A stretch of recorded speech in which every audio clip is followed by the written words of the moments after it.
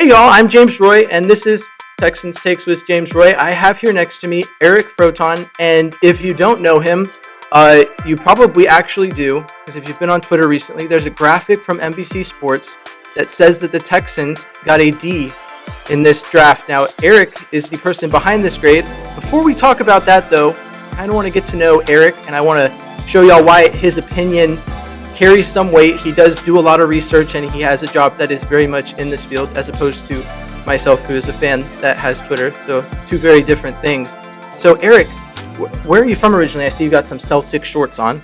Correct. I am a native Bostonian, but we are here at the Doyle Recreation Center in San Diego, California, University Town Center, to be more specific, where I just got done playing some basketball. It's why I'm flushed. I'm sweating, not just because I've been the bane of the Texas fans' existence over the past 48 hours. I'm sweating because of that too, but also because I played a little bit of hoops. But I saw you out there getting after it. I was getting after, doing my best. In the post. Yeah, and I'm taller than you thought.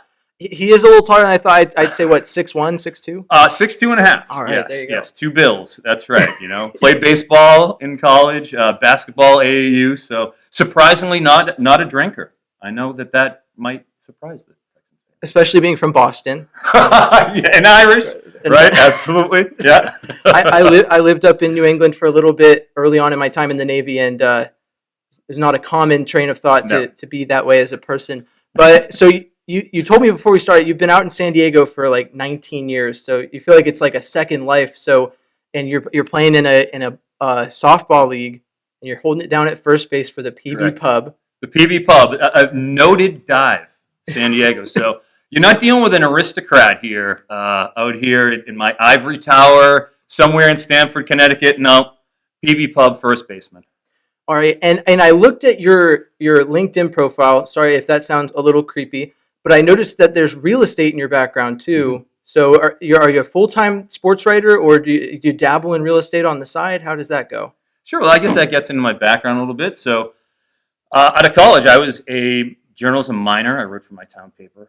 I first started out just covering local sports, and was a management major, marketing specifically. So I went into real estate, sales pretty much right out of college.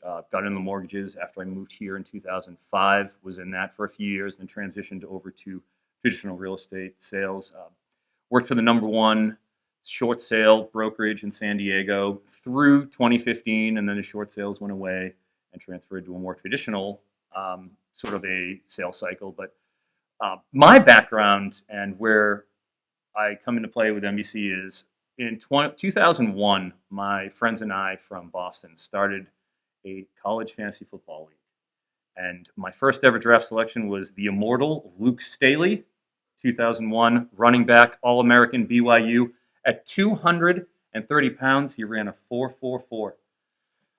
Was a seventh-round pick of the Detroit Lions, but unfortunately shoulder injuries cut his career short. But I'll never forget the immortal Luke Staley. He is the head coach of my fictitious college fantasy football team. And from there, every year I would go through the Phil Steele college football preview, as any good college football fan would. And year after year after year, I'd go through and study all the players and refine my process and go through everything and look through the drafts. And for 23 years it's been now, I've been obsessed with the full breadth of the FBS collegiate world. So, because back at the beginning of that, in your profile, it says that you had to collate all that by hand.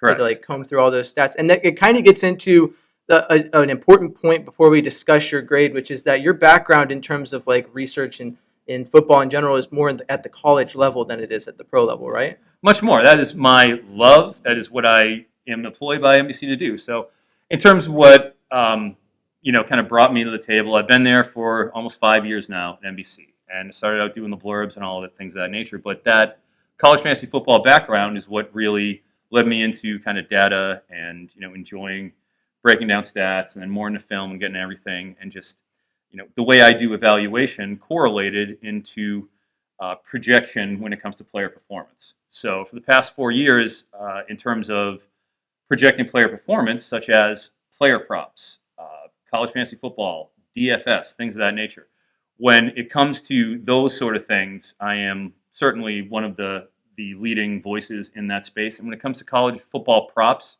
in general, I am the most successful college football prop prognosticator in the world over the past 4 years. So that is verified. For the last 22 weeks of each of the last 4 years, each season, I have given out a set of collegiate props. This is how many yards player X will get. I think they go over under. And I'm hitting a roughly like 68, 69% rate over that time, over thousands of projections. So when you are hearing these NFL draft prognosticators, a lot of these guys, that's what they do. That's their thing, and that's what they do. I'm a market analyst, and while I would write all the blurbs, all the player profiles you see for NBC Sports on NBC Sports Edge, when every player gets taken, I write every single offensive, defensive line, secondary, linebacker, all of them. I write every single one of those. So I probably put 80,000 words plus of writing into this draft class over the course of this time frame. So in terms of my obligations, what I do, I analyze markets.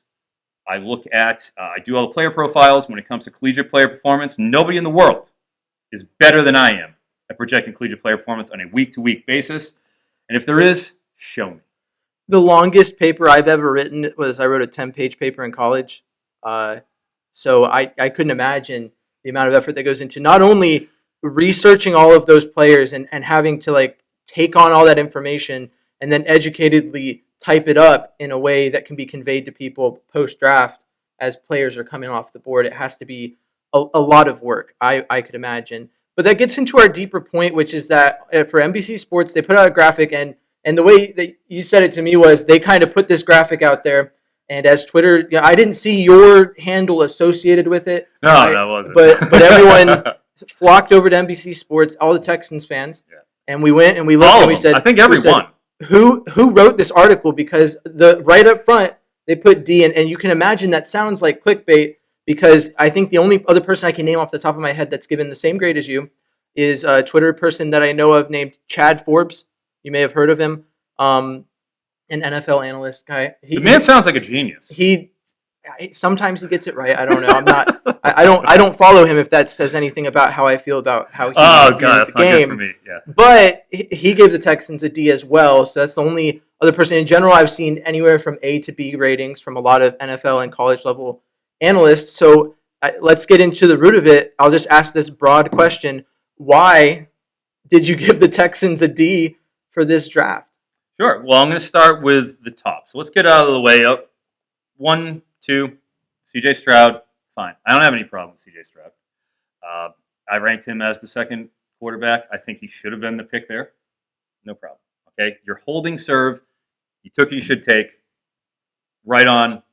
No problem with it. It's the pick. It's the trade. And I think this is pretty logical, because if you look what Arizona did, and if you look at the position you put Arizona in, you could have been in this position. And it's the hammer position. It's what the Eagles have done, and why you hear Howie Roseman being absolutely praised to the heavens everywhere.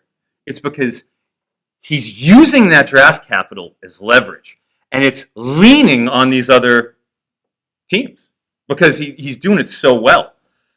Look at what they did, all right? Will Anderson, you're at the 112 for 9 spots. You're foregoing a player anyways that you would have. Lucas Van Ness, potentially. We'll get to that. You give up the 12, the number 33, a third, and receive a fourth back in addition to Will Anderson. So look at the opportunity cost. And I'm kind of looking at this from a market-based perspective, because that's kind of how I like to look at these things, is what did you have for capital? How did you allocate it? What did you come up with? All right, so the players are talented. I have no problem with Will Anderson. My gosh, yeah, he's my number one edge. I understand. But it's the big picture of how you cut off your nose to spite your face. If you look at what Arizona subsequently went and did with the 33 pick, it even becomes worse in my opinion. The number 33, they go and they see, because that was a prime pick. It was the number 2 pick in the second round. What happened? Pittsburgh trades up to the 32, gets Joey Porter Jr., a premium pick. Everybody has all day to think about it. You have 3 years of team control instead of that 4 that you're locked into, and then you have that fourth option. So you go get Joey Porter Jr. Immediately the next pick, Detroit trades right up to the same exact spot that you guys traded away. They traded the 41. They move up 9 spots, Arizona, in the third, and get an extra third. With that 41 pick, they take B.J. Ojulari, who, for my money, is a stud. Stud. Another SEC caliber pass rusher. Dominant. In terms of the full range of what he does, his toolkit is as good as anybody in the class, probably better.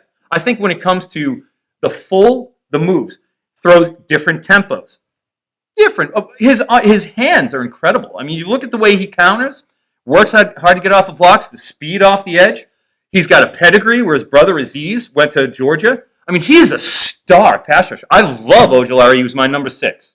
So you're giving up him as well, plus getting a third to Arizona.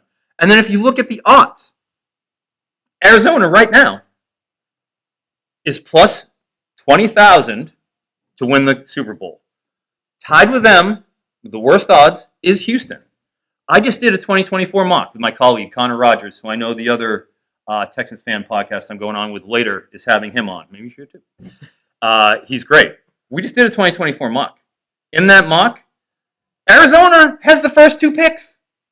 And then I've seen a lot of other 2024s, and I would ask everybody else to go and take a look too. Please check my work. Ian Cummings, Pro Football Network, a brilliant guy. He has a couple 2024s out there. He has Washington trading up from the 7-8 spot to that number 2 pick, where Arizona goes and takes Marvin Harrison. Then they don't need a QB. They allow Caleb Williams to go, who is an absolute superstar up here from USC. And he was a superstar from day one when he stepped foot on Oklahoma's campus. All right, because I've been studying these guys. You got to remember, since they were juniors in high school. So this is finishing class for me with all these prospects, because I'm evaluating everybody from a college fantasy, from a C2C, from a developmental perspective on how they are going into high school, because I'm drafting all these guys right out of high school, and I've watched them for 3 years. And Caleb Williams is a guy who, I think is consensus number 1 overall in anyone's book. I don't know anyone who's trying to argue that he's not. And you've watched him step up from the high school level through college, and you agree. And so the Texans, take the bet on C.J. Stroud. That's fine, but then the risk that they take here, per your grade, is that they've and I've seen the projections, right? As many people who have given the Texans an A or a B on their draft have also projected that pick to be a top 3 pick. And I don't necessarily agree with that projection, but I've told you before we started that I'm a pretty optimistic guy. I see the Texans as I think when you make a move like they did, that the expectation moves, right? I think that 6 wins was about where I was at for an all right, good season for the Texans before the trade. When you trade up and grab Will Anderson and CJ Stroud, that expectation goes up to 8 or 9 wins. You're looking at expecting to be close to 500, and the track record of rookie quarterbacks in their first year is not conducive to that. But that's what you think they see when they make that trade. So I do see the concern that you have there. I guess my follow-on question for you is what would it take for your grade in your eyes to be wrong? What do the Texans have to do? I think it's pretty obvious, but I'd like to see what your spin is on how this draft class can prove that this is not a D grade. I would say they have to be successful. They have to win more games. You can't just go and get 5. You can't get 5 wins. You cannot be in that bottom 5. It would be a catastrophe. I don't want to be sitting here in a year, in January, because I'm afraid that's what could happen. And have you guys sitting there with your heads in your hands saying, oh my gosh, we could have had, even if you don't want Caleb Williams, the draft capital associated with that. Instead of being the ones to trade up and do what you did with Arizona, you could have been the ones reaping the windfall. And I want that. I don't have anything against Houston. I want to see you guys do well. I can't help but look at the full picture. And like the great Fleetwood Mac, Lindsey Buckingham once sang, don't stop thinking about tomorrow. And you can't stop when you have that much valuable draft capital. Because you should have traded the Browns. You should have made sure you traded the Browns pick, because then it's a fail-safe. It's a break in case of emergency. If everything goes wrong, if C.J. Stroud doesn't develop like you think he's gonna, you always got that pick, and you have the number 1, and you can do whatever you want with it because you already have your franchise QB, and you can hold it ransom, even if it's the number 2, even if it's the number 3. Look, it's going to be Marvin Harrison Jr. and it's going to be Caleb Williams. And a lot of the fan base believes that Marvin Harrison Jr. is the true wide receiver one that we're seeking, because no matter how you feel about how the Texans drafted this year, Tank Dell and Xavier Hutchinson are really great pickups, especially Xavier Hutchinson at his value. But you have to look at the wide receiver position on the Houston Texans and think, where is wide receiver one? Because it's not anyone who's on the team right now. They'll be on the depth chart as wide receiver one, but they're not necessarily going to play it. So from that perspective, I do agree. I do feel personally like the Texans, if I'm in that room, I'm thinking that both sides came to this agreement pretty easily. And the reason I'm thinking that is because on the Cardinals side, yeah, the Texans. Why wouldn't you? They were begging people to trade down. Begging people. The Texans pick in 2024 is as good as a top 5 pick in the Cardinals' eyes. Yes. Because the Cardinals don't see very many teams that are as bad as them, and they're looking at one square in the face that's trading with them. On the flip side, the Texans may be on a high from the DeMeco Ryans hiring. Free agency went pretty well. Yep. You gave C.J. Stroud what he needed for his first year, which is Schultz. Yep. But you got Tank. Mechie's back. Yeah, you could think that the Texans in that room were making that trade, and they were thinking, "Wow, we really fleeced the Cardinals because the Browns are going to be far worse than we are next year." But Vegas doesn't agree with that. I don't agree with that either. I personally had that thought when it initially happened. I'm looking at the numbers. The Browns are projected as a 9.5 win team, and the Texans are projecting at a 5.5 win team. So I guess I do see merit to the grade. Now, is the only reason you gave this grade because of the trade at the top, or is there any reason to believe that the talent later in the draft that the Texans picked is giving them a lower grade? Let's start up. I want to address the Cleveland thing, and I do want to address the Houston draft as well. And I want you to understand something. I'm going to go from the third round up back, because once you get past the first and the second pick, these two drafts in terms of capital are pretty similar. Like in terms of picks, Cleveland, 374, 398, 4111, 4126, 5140, 5142, 6190. So in terms of picks, that's their entire draft. They didn't have a first or second rounder because they traded for you know who. So very similar. So let's look at Houston. He who shall not be named. Yeah, Baltimore. Yeah. And I don't blame you guys at all. But okay, let's look at Juice Scruggs. Okay, so I'm going to use a objective barometer here. It doesn't matter what I think. I'm going to go. Are you familiar with Arif Hassan for Pro Football Network? I've heard of him. Cool. Well, just so you know, he's a brilliant man. He's a good friend of mine, and he put together an industry consensus ranks. So he is somebody who is psycho enough, bless his heart, to put everybody's ranks and like collate all of them, and he has a industry rank. This is where everybody is, and it's just a giant industry big board. So I'm going to use that because it takes everything into account. It isn't subjective; it's empirical data, and that's how I like to roll. So, according to Arif's value chart, Juice Scruggs taken with the 62nd pick overall, valued by the industry consensus 175. Yeah, that move didn't make any sense to me. To move up from 65 to 62 is one thing, but with a guy like, say, Luke Whippler, who fell to the sixth round. And who took him? And who took it? I believe Cleveland did. Cleveland took him. Exactly. That's a great deal. And I'll get to Cleveland's draft because I just think their third round and beyond is just better. So Juice Scruggs I see as, objectively, 113 spots ahead of projected value.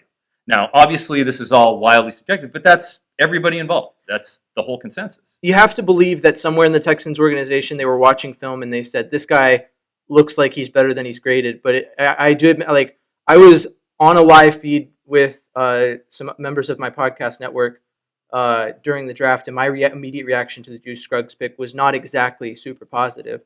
So even not knowing anything about him, I was like hesitant to be celebratory. I wasn't necessarily booing the pick. You got to trust that the people who run the organization are trying their best to do what they think is right. But there's a point where you're like, okay, well, there's that disparity in value.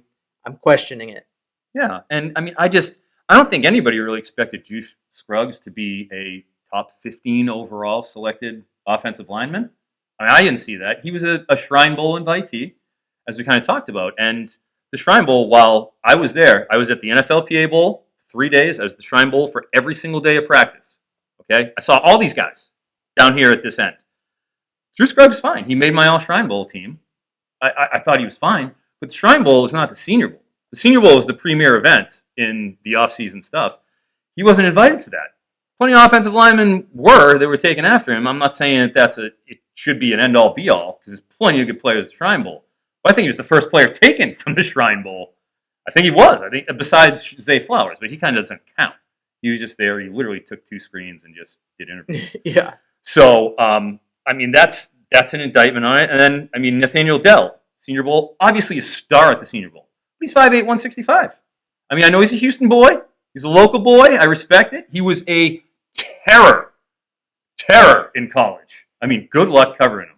I don't have any problem with Nathaniel Dell as a player, but you guys need something a little more than that. A manufactured touch receiver who's 5'8", 165 at the 69 pick. He was valued at 83. That's fine. But, he's a 5'8", 165 receiver. That is another player the Texans traded up for because that was the trend. There was 8 trades in the draft, and there was, I believe, only 2 picks that Nick Caserio did not trade up to make. And there was very few of them he traded up for that I thought he needed to trade up for. That's the Patriot way. And you're a Patriot fan, so you're familiar with that draft tactic. But the Texans, once again, were at 73. They could have gotten him 10 spots down. Instead, they traded down 4 spots to get Tank Dell. Now, I personally like the selection, as you can imagine, as a fan of the University of Houston, as a fan, as having watched him and seen what he's done statistically. So I think in some ways it's a very similar story to Bryce Young, where it's there, the size is not, but his skill is there, and he can carve out a place for himself in the NFL. It's just going to be a matter of if he can stay on the field. What makes him different, and I do like him, like as stated, I'm a college fantasy guy. I love Devy, all that stuff. I love these guys. I watch more college tape than I guarantee anybody in season. Nobody watches more college tape than I am because I'm projecting performance from week to week, every week. I have to be on the ball every week. I'm watching 20 games a week. He's a pleasure to watch. And I love Clayton Tune. He's my QB6. I love him. I'm glad he went to Arizona. I hope he gets a chance to play this year. I'm sure you do too. Like a 4-year guy, great athlete. He had that pulled hamstring in 21 where he couldn't run, and it really hampered the offense. But, man, he's so good in 22. I was kind of hoping that the Texans would stay at Mr. Irrelevant and that he would be available there. It would have been, Brock Purdy 2.0. Who knows? Oh, I think who knows? It's perfect. He goes to Arizona. He could be there and he could play, because Kyler isn't going to be playing. So I'm sorry I got off on a tangent, but I did want to show Houston love because I do have love for Houston, and it's just when I look at Dell, again, electric, but what is his ceiling and what is his usage? I think he's better than Rondale Moore, but Rondale Moore is a guy who, has a 2-yard ADOT, average depth of target, and that was in college. It's literally an extended handoff guy. How do you use these players? How do you really get the most out of them? And you don't have somebody who really stretches the field right now, maybe Nico Collins. But Mechie's a possession. He's not a burner downfield. Dell was supposed to be that. He was lined, okay, because, again, market's my thing. He was lined at like 4.31. He opened at, right, the markets for his 40 time. Ran a 4.49 at 165 pounds. It was a little slower. I mean, look, it just is what it is. I mean, you can't be running a 4.5 and be 165 pounds at 5'8 and expect to really separate. I know he has, the 3-cone, the shuttle, and he has agility, but there aren't a lot of comps of guys that are that size that just come out and can be a 1-2 wideout. And to speak to that, so having watched a lot of drafts, you look at prospects and you go, wow, I like that guy. I'd like my team to have him. And you look at players from your favorite teams. Like there was a couple players from Texas on the board that I was like, I really wish that the Texans would draft him. I was, Tank Dell, obviously. But in the past, the Texans have never drafted players that I thought that highly of because of scheme fit or other situations. And this is one of the first times that I've really seen like back in 2006 when they had the number 1 overall pick, I wanted Vince Young to be drafted to the Texans so incredibly bad. And so Mario Williams being called was disappointing in my eyes. But in this case, I think you can kind of justify Tank Dell to an extent. I think you're right that the value and his size are concerning. But if you look at the offense that's being run in San Francisco, you look at guys like Brandon Ayuk, you look at guys like Deebo Samuel, that's, I think, the role they're trying to put Tank Dell into. I hope he can fill it. I don't know if he's necessarily a direct comp to those players, but in an offense that relies on a lot of speed, a lot of short throws and setting the quarterback up, it's quarterback friendly. You would hope that Tank Dell can find his place in that offense. Yep, and I don't mean to besmirch the good name of Tank Dell. That's certainly not what I'm here to do. But I will say Brandon Ayuk and Debo, they're like 35, 40 pounds heavier than he is. Exactly. So they're different. Debo, he breaks tackles. And he takes a lot of hits, too. Tank does a great job avoiding them. But, look, it's not even a problem. I don't even have a problem with Tank Dell. He's fine. Dylan Horton, round 4, number 109, ranked as the number 160th player. That's a 51 spot differential back. Dylan Horton, fine. Again, TCU, I'm sure you've probably seen them, was an important player for them down the stretch, especially. I mean, they went to the national title game. We won't talk about what happened there, but look, it was a Cinderella run. I don't even care what happened there. They got there, that's amazing. Yeah. Dylan Horton was great, but he's not this freak athlete, he's probably more of an edge setter type. He doesn't have the real twitch, but he's fine. He's a good, solid rotational edge, but he's not a great player. He's probably like somewhere in the 15 to 20, edge 15 to 20.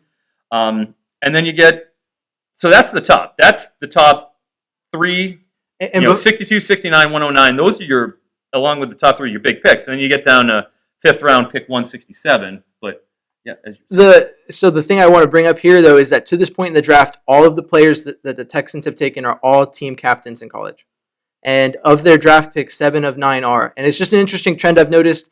A lot of guys that are Texans fans that go more into the analysis side, specifically Texans thoughts. Jordan Pun has said, maybe I should just start analyzing team captains because that seems like that's all they want to take in the draft. But I thought that was an interesting thing to bring up. But so in round 5, right, they went with Henry To'oTo'o. Yeah, mm-hmm. And that is where and no hate that. Obviously, Henry To'oTo'o was a guy that most people had before round 5. And here's where they do a pretty decent job. Ranked 93, according to consensus. 75 picks below consensus. A good deal with To'oTo'o. But, you look at him, and what is he, and how does he fit in? 6'1", 227. He was more of a downhill C, break on the ball linebacker. He's not going to be covering. He doesn't have that sort of agility. That's not really his thing. He's not a great athlete. But he's, again, cerebral. See what's in front of him. Good with his fills. Great. But he's not sideline to sideline. And he's 227 pounds. If you're going to be a going forward, a moving ahead, taking on blockers and filling gaps and a run support linebacker, most of the time those guys are 240. Those guys are 250. The Nick Bolton types. The Leo Chenal. The big boys. Well, the 227 pounders are usually coverage guys. You're going to be using them against backs. You're going to be using them against tight ends. If you got to really drop him in a zone and have him, cover slots coming across the middle, usually you're doing some of that stuff. But that's really not his skill set. He doesn't have really the lateral movement to be able to move like that. So where is his spot? And I think that's why he dropped. Where does he fit into the linebacker core, I guess, from your perspective? Looking at early depth charts, so big linebacker signings the Texans had are Denzel Perryman and Corey Littleton. Right now, Denzel Perryman and Christian Harris from the draft last year are projecting as starters. I would say early on he's a rotation guy who's there to learn. I think the common consensus is that because DeMeco Ryans played a very similar position at Alabama, that maybe he thinks he can mold, Henry into the kind of player that he was. Mm-hmm. Obviously, I have to believe in the building they see the fit, but when we were talking about leading up to the draft, linebackers that the Texans should be targeting, I think that the consensus was that they were looking for more of an NFL-ready linebacker that could be a field general, but and I'm not quite sure they got that in Henry. I would love to see that they did, but I just don't know personally. Yeah, we'll see. I mean, it's like he's Tennessee, very, very productive, gets the bump up to Alabama. You're never really going to go wrong with that, obviously, next to Christian Harris. No problem with that, obviously. And then getting in the 6th round, Xavier Hutchinson, no problem. College fantasy guy. I think that's a damn good pick. It's probably your best pick, in my opinion. Xavier Hutchinson. Go throw him out there. See what happens. Sure. Iowa State, super productive. Got a ton of passes.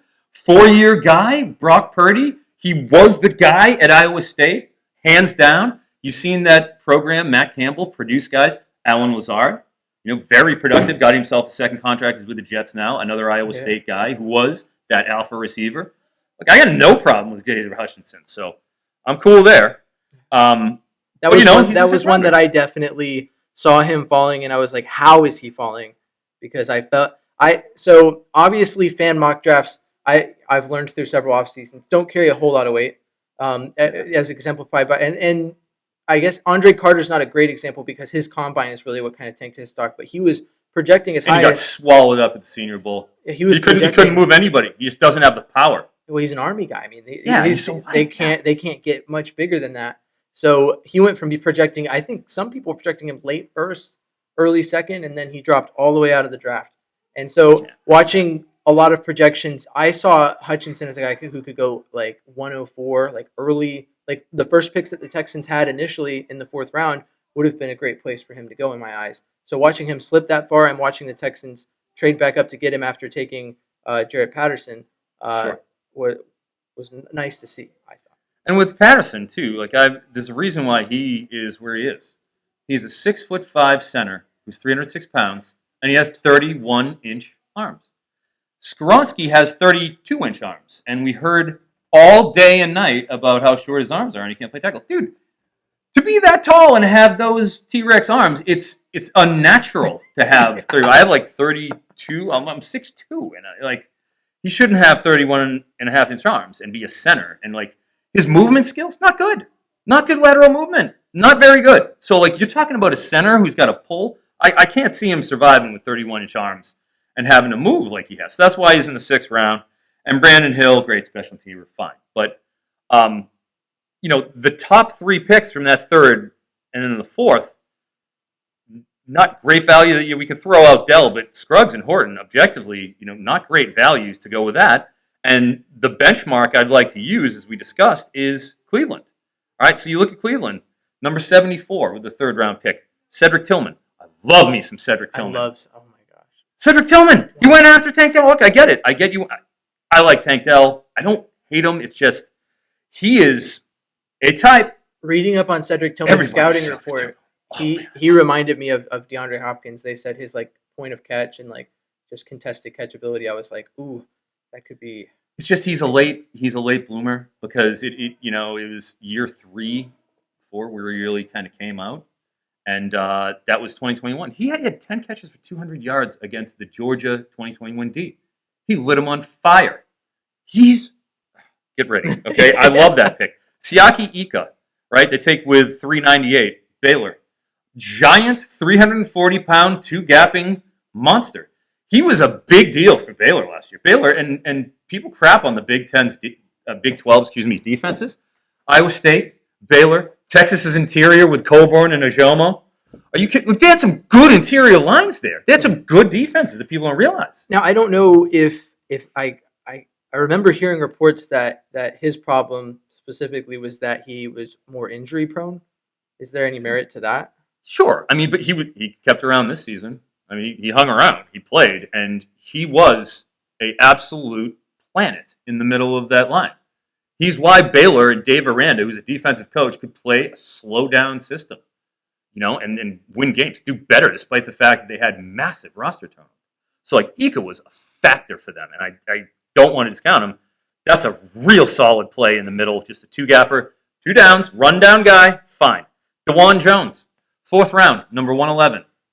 He's projected a lot earlier, broke his foot, from what I heard. Did his one day at the Senior Bowl and left. 6'8", 374, an absolute gargantuan human being. You can't teach it.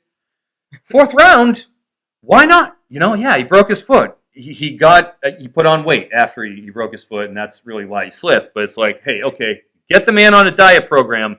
At 111, jackpot. Isaiah McGuire, edge, Missouri, 126. I like him better than Dylan Horton, and it's not particularly close. And he's a prototype. He's got the body type, the frame, the structure is there. I feel like he's better in terms of speed, in terms of athleticism. I would just rather have him. I do remember hearing his name before the draft, which is more than I can say for Dylan Horton. Yeah, and fair enough. And I know not to besmirch the good name of Dylan Horton. I'm just trying to give you my perspective. Oh, yeah. And then I like Cameron Mitchell, the 5th round pick, 142, Northwestern. Cameron Mitchell was a damn good cornerback for a team that wasn't particularly good. Obviously, Northwestern hasn't been very good, but he was pretty damn good And the fifth round, 142, I have no problem with that. And then a guy you already mentioned, Luke Whippler, number 190, picked in the sixth round, center. What's the problem here? Give me Luke Whippler over Jared Patterson all day, every day. Not even close. No offense, but I just can't. I don't understand. So I look at that pick, but by the Cleveland Browns, where they already have the QB in place. Again, I know you don't like him, but he's in place. They give him Tillman, who is a guy I love, and they already have Amari Cooper there, and you can fill him in. You get a two-gapper in Ika. You got a big, badass right tackle in DeJuan Jones. Throw in Isaiah McGuire on the edge to rotate through, and Cameron Mitchell's a developmental CB. And that's a draft I look at and go, all right, well, look at that draft capital, what they had and what they made of it. And that's why I look at what the Houston had and the draft capital and what they got out of it. And I can't sit here and reward it and say, yeah, I mean, I know you got those two top guys at the top end of the draft, and I get it. And they're great. And I have no problem with either of those guys. But what did you have? And what did you get? And how did it affect what you're going to do next year? Because next year is going to come in 8 months, guys. 8 months, not a long time. You have to always have that in mind. And it was the now.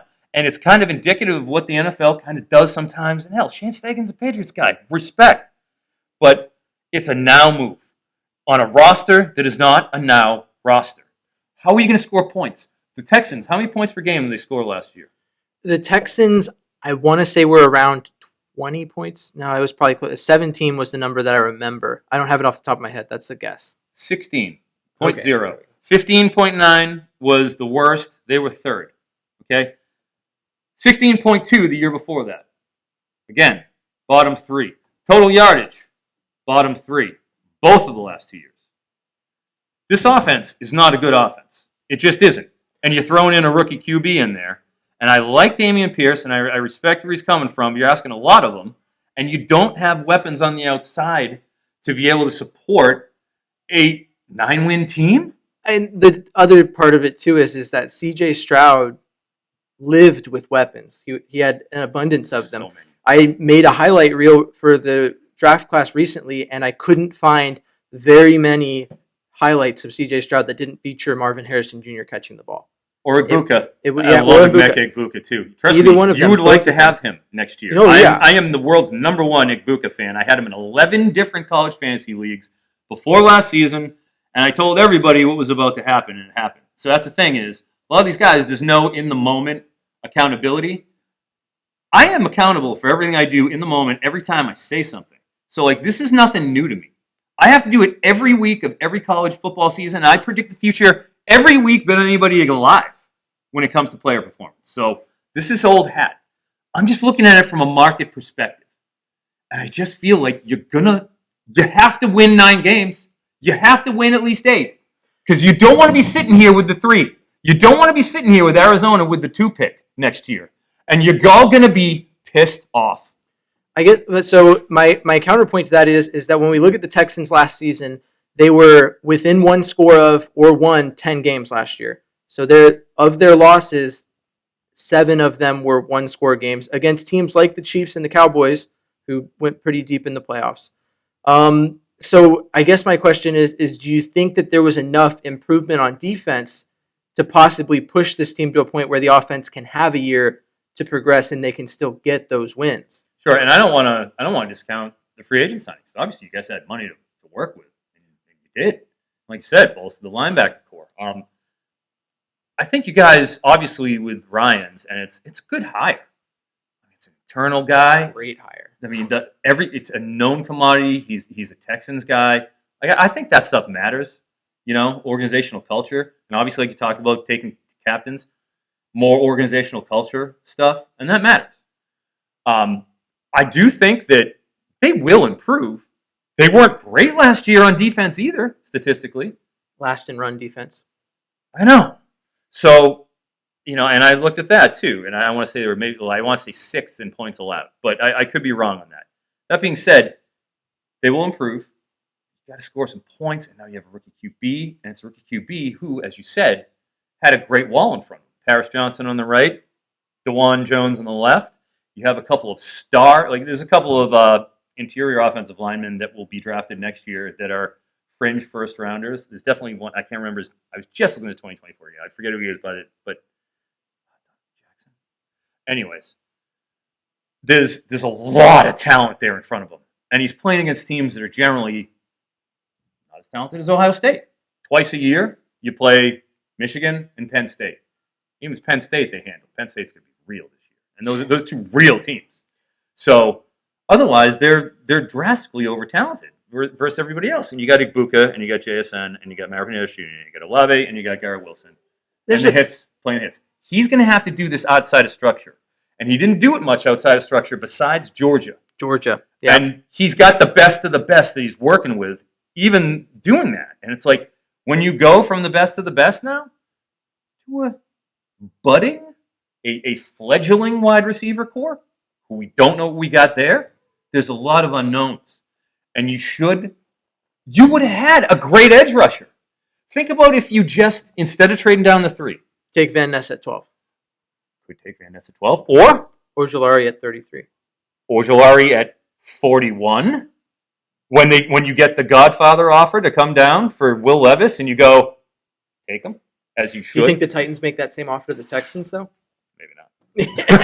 That's fair. That is fair. Foskey, you could get whatever. You get a badass edge. But if you really wanted a badass edge, and you wanted Tyree Wilson, you know what you could have done? You have a apples-to-apples comparison there, where Detroit was at the 6. What did Arizona do when they traded back to the 12? They traded right back up to the 6. And they used your number 33 pick. Or the number 34 pick, excuse me, because they kept the 33, which they traded for Will Levis to move back 8 spots. So they took the 34, which is their pick already, and they traded that to move up to get Paris Johnson at 6. All you had to do was stay there and take the 33 and use it to move up to 6, and you get Tyree Wilson, who went 7 to the Raiders. You could have done that. And so you get options. There's no denying. I went over all these situations in my head immediately, and I kind of took the approach of, I'm going to be excited about what happened because it was amazing as it was happening. But my first question when it happened was, what's the compensation? What did we give up? Why did we give it up? Who could we get instead? Right? I'm going through all of these hypotheticals that we're talking about right now as well. And I am of the belief that if I was in that office, I might not have made that exact same trade. But I'm also not paid by the Texans organization to make those decisions. But I do have one more question before we kind of draw to a close on this, and that is, we talk a lot about how this trade has affected your grade. Let's say the Texans get the same talent, or maybe we can assume they stay at 12 and they get a comparable edge, right? How would that affect your grade? How heavy-handed is the later round decisions affecting your D grade as opposed to the trade itself? It has to factor in. Juice Scruggs in the 3rd round has to factor in when he's 111 spots ahead. So that's like a factor. How high? So is Dylan Horton. That's a factor. Like, it all counts. So does the grade go up whenever you trade up, or whenever you don't do the trade? Like, is it like, say, a C instead, or? I would say talent-wise that has been acquired, I think it's fair to say B-. Maybe a straight B. I think because you are getting 2 superstars at the top. Like, there's no doubt about that. But it's not like that middle portion was great, and it's not like I'm in love with the guys they got for the fits outside of Hutchinson down the board, and I'm cool with Tuoto, but it wasn't just an absolute avalanche of talent down the board, and you could have used that 2nd-round pick, that I feel like to really shore up the draft class. So I would say talent-wise, it probably a B-. I think is fair. I saw John Daigle, my colleague, give him a C+. I think, if they go and they do well enough to get a 15 to 20 area pick, I think it's reasonable to say, okay, C+. C. Yeah. Okay. I think that's fair. Because then you're saying saying like after this season, if the Texans pick moves up to the middle. Yeah, then I deserve. You can give it to me. You can give it to me a little bit on the D. I'll take it. All right, that's the old takes exposed. All right, yeah. Bring it to me. I'll take it, guys. I'm happy, guys. I'm happy against the Texans. I want that. I hope it all goes well. I want to see the Patriots disciples, do well, and I certainly don't have any hate. I wore my Oklahoma State football that might not endear me or might. It depends on who you ask. I mean, there's a couple Texans fans in Oklahoma. There's a couple. There's one or two, maybe. It depends on how many of them like Oklahoma State. More? I don't know. And that's funny because Old Takes Exposed is actually how we set up this interview, because under the graphic, my tweet was just at Old Takes Exposed. And then I got a nice reply from Eric saying that he would talk to me and explain why he felt the way he did. And I feel like that's exactly what you've done today. Trying to be nice and explain it. And I hope I don't, hope everyone knows I don't have any animosity. And I'm just trying to take it based on draft capital, how it was allocated. And sure, hey, look, I hope you guys do great. I hope that it isn't, I hope the Browns tank. I hope they go and you get the number 2 pick anyways. I hope you get Marvin Harrison anyways, and that all goes great for you, because I have no allegiance to the Browns or any of that stuff. But, I'm just saying it's a real risk. And I think you do have to factor in that this could go very, very badly if this season doesn't win the amount of games you need to. I agree. I think it's high risk, and I think there's valid points from both sides. I'd say, honestly, a lot of the Texan side argument is driven by optimism and potential, whereas, pessimism and reason would dictate that the risk is not worth it in this situation. I see merit to both sides, and I'm prepared to, endure whatever result has been brought on by this. But thanks, Eric, for coming on and talking about your D-grade of the Texans draft. I hope, for my sake, that you're wrong.